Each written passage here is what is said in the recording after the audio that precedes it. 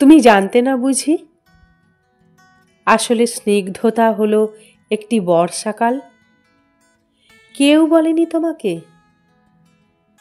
সেই এমনই এক বর্ষাকাল যে নিজের ইচ্ছে মতো সারা বছর ভেসে বেড়াতে পারে, ভেসে বেড়ায় আকাশে। আজ এখানে বৃষ্টি হলো খানিক, তো কাল ওখানে বাদলা। সেই সঙ্গে থেকে থেকেই ঝোড়ো হাওয়া আর ঘূর্ণি বাতাস তো আছেই।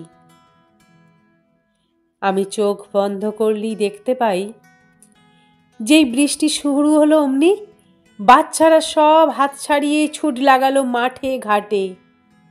আর মাটির দেওয়াল ও টিউকলের সামনে দাঁড়িয়ে গাঁয়ের বউরা খাল থেকে বিল থেকে তাদের হাঁসগুলোকে ডাকতে লাগলো, চই চই, চই চই, চই চই।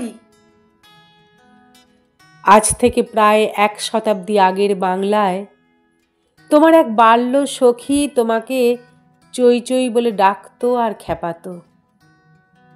তোমার মনে পড়েছে কি?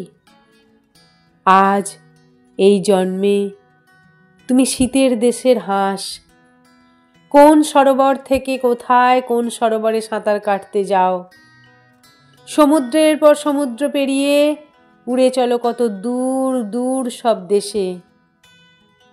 কিন্তু এবার এই জন্মেও একজন তোমাকে তোমার সেই 100 বছর আগেকার ডাক নাম ধরে ডাকছে, একেবারে নিঃশব্দে ডাকছে, চুই চুই, চুই চুই, চুই চুই।